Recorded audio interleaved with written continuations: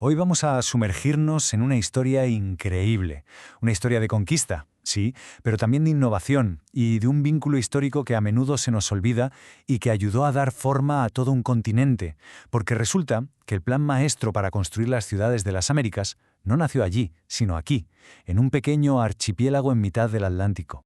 Y para empezar, lanzo una pregunta.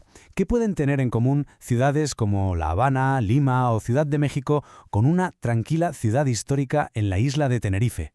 Pues la respuesta, la verdad, es que es sorprendente, y es que revela algo increíble. Cómo una simple idea, un diseño, puede cruzar un océano entero y convertirse en el molde para un mundo nuevo.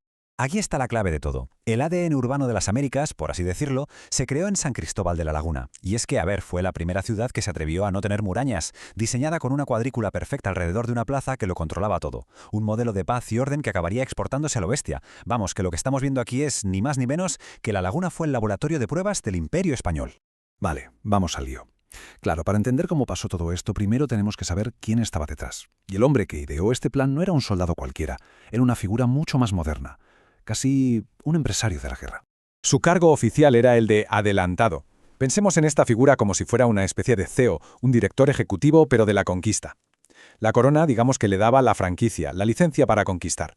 Pero oye, la inversión, buscar el dinero, reclutar a la gente, el riesgo, todo eso corría de su cuenta.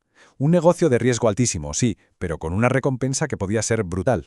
Pues bien, ese hombre era Alonso Fernández de Lugo, un tipo, de verdad, implacable, súper ambicioso, que llegó a Canarias con una misión muy clara: echar el cierre definitivo a una conquista que, ojo, llevaba ya casi un siglo en marcha.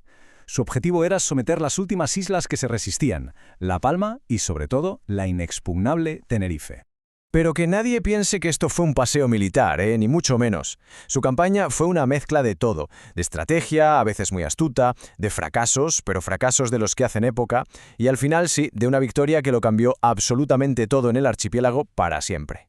A ver, ¿cómo empezó todo? Pues luego arranca en La Palma, en 1492. Consiguió que casi toda la isla se rindiera con pactos, sin apenas luchar. Pero claro, siempre hay alguien que resiste. Y en este caso, un líder se atrincheró en un lugar increíble, una fortaleza natural, la caldera de Taburiente. Y es aquí donde Lugo saca su otra cara, y demuestra que su mejor arma no siempre era la espada, sino el engaño. Hablamos de Tanasú. Luego veía que por las bravas no podía con él, así que tiró de picaresca. Le ofreció negociar, un acuerdo de paz. Y claro, cuando Tanasú salió de su fortaleza para hablar, le tendieron una emboscada, una traición en toda regla. La respuesta de Tanasú a esto fue tremenda, su último acto de resistencia. Se negó a comer, se dejó morir de hambre. Sus últimas palabras, bacaguaré, que significan quiero morir. Pues lo dicen todo, ¿no? El honor roto de todo un pueblo. Vale, con La Palma ya en el bolsillo, a luego le quedaba el plato fuerte: Tenerife. La situación allí era complicada. La isla no era una unidad, estaba dividida en 9 reinos, los famosos mencellatos. Y no todos pensaban igual. Había reinos, los llamados bandos de paz, que decidieron pactar con los castellanos. Pero claro, estaban los otros, los bandos de guerra, que no estaban por la labor. Y al frente de estos estaba un líder carismático, el Mencey Bencomo de Taoro, que lo tenía claro. Iban a luchar hasta el final. El primer asalto de Lugo a Tenerife, allá por 1494, fue un desastre total. Su ejército se metió en un barranco y ¡zas!, emboscada. Los aniquilaron. De hecho, se conoce como la matanza de Acentejo. El propio Lugo se salvó de milagro, por los pelos, y tuvo que irse de allí humillado. Pero un tipo como Lugo no se rinde. Un año más tarde estaba de vuelta. Había conseguido más dinero, un ejército nuevo y esta vez fue más listo. Llevó la batalla a campo abierto, donde su caballería y sus armas eran muy superiores. Y ahí, justo en el mismo sitio donde la habían masacrado, consiguió una victoria demoledora. Se acabó. La resistencia guanche estaba rota. Se acaba la guerra, pero ¿qué pasa después? ¿Qué fue de los líderes vencidos? ¿Qué les ocurrió a los menceyes, a esos reyes de Tenerife, una vez que ya no había más batallas que librar? Lo que se firmó en 1496, la llamada Paz de los Realejos, de paz tenía poco. No fue una negociación, fue una rendición incondicional. A los reyes, pues imagínate, les obligaron a bautizarse, a cambiar de nombre, les quitaron todas sus tierras, todo su poder. De un día para otro les arrebataron todo lo que eran, toda su identidad. Pero claro, no todos estaban dispuestos a aceptar ese destino. Bentor, que era el hijo del gran Bencomo, el nuevo líder de la resistencia, lo tuvo claro: antes la muerte que la humillación. Así que se fue a los altos riscos de Tigaiga y se lanzó al vacío. Un suicidio ritual. Ese gesto, que hoy se conoce como el salto del Mensei, se ha quedado para siempre como el símbolo definitivo de no querer someterse.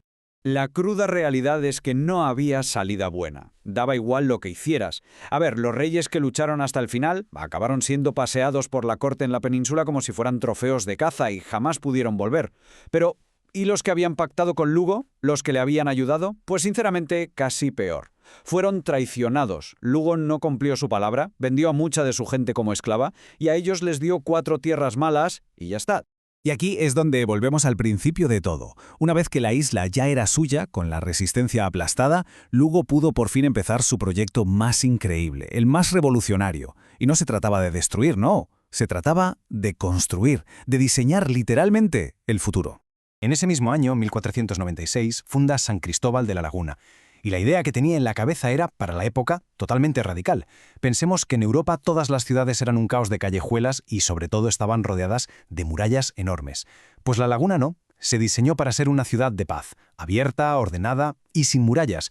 Era una forma de decir, señores, la guerra ha terminado, ahora empieza la era de la colonia del orden. Y este es el plan maestro en sí, el corazón de todo, una gran plaza central donde estaba el poder, el civil y el religioso. Y desde ahí, como si fuera una cuadrícula de un cuaderno, calles rectas, anchas. Esto no era un capricho, estaba pensado para que todo fuera más limpio, para facilitar el comercio y, por supuesto, para tenerlo todo bien controlado. Y lo que decíamos, lo más revolucionario, nada de murallas. Exactamente este, fue el modelo que luego se llevarían grabado en la retina los colonizadores a América. Y fijaos qué curioso, tuvieron que pasar 500 años, nada menos, para que el mundo se diera cuenta oficialmente de la importancia de este experimento. Fue en 1999 cuando la UNESCO declaró a la laguna Patrimonio de la Humanidad. Y lo mejor es el motivo que dieron. La nombraron así por ser el primer ejemplo de ciudad-territorio, es decir, el modelo exacto que luego se copió y pegó por todo el continente americano. Llegados a este punto, claro, tenemos que hablar del legado de Alonso Fernández de Lugo, porque es de todo menos sencillo. Por un lado fue un visionario, un tipo que diseñó ciudades del futuro, pero por otro fue el conquistador que arrasó con todo un mundo. Se le puede alabar por su visión, sí, pero es que sus métodos fueron terribles. Y ojo, que esto no es una crítica que hagamos ahora con la perspectiva del tiempo. ¿Qué va? En su propia época, Lugo ya era una figura súper controvertida. Tuvo que enfrentarse a juicios por cosas muy serias, por esclavizar a los guanches que le habían ayudado, algo que era ilegal, por corrupción, por repartir las mejores tierras entre sus amiguetes y su familia, y por nepotismo, por gobernar las islas como si fueran su cortijo particular. Así que, al final, ¿cómo definimos a Lugo? Pues es que es imposible. No se le puede poner una sola etiqueta. Su legado es una mezcla de todo. Fue un conquistador brutal, sí, pero también un innovador que cambió el urbanismo. Fue un empresario sin escrúpulos y un gobernador corrupto. Todo eso es él, y no se puede quitar una parte y quedarse con la otra. Todas esas caras son la misma persona. Y todo esto nos lleva a una última pregunta, que creo que es la más importante. La historia de Lugo es la historia del hombre que diseñó el modelo de las ciudades de América, pero lo hizo sobre las cenizas de un pueblo entero. Y eso nos obliga a pensar, ¿cómo se juzga a los pioneros de la historia? ¿Cómo recordamos a estas figuras que construyeron algo nuevo y grande, pero usando herramientas de crueldad y opresión? La respuesta, pues, como casi siempre en la historia, no es nada fácil. De hecho, quizá no haya una sola respuesta.